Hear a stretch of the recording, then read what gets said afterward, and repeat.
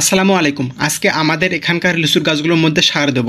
এখানে যে লিচুর গাছগুলো লাগিয়েছিলাম, লাগানোর পর থেকেই এখন পর্যন্ত কোনো রকম আমি সার দেইনি।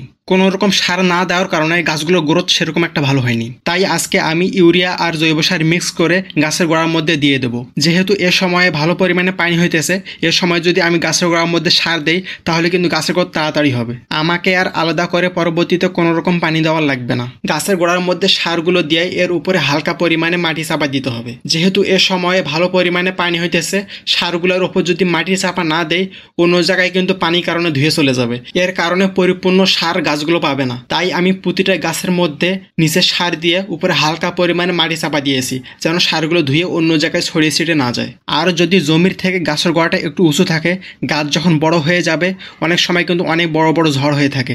এর কারণে কিন্তু গাছটা উখড়ে যাওয়ার বা পড়ে যাওয়ার সম্ভাবনা খুবই কম থাকে। এই কারণে কিন্তু লিচুর গাছের গোড়া একটু উঁচু করে দেওয়াই ভালো। এর ফলে কিন্তু আমার গাছের গোড়াটা একটু উঁচু হয়ে যাবে এবং সারগুলো অন্য জায়গায় ছড়িয়ে ছিটে পড়বে না। সবাই ভালো থাকবেন। আসসালামু আলাইকুম।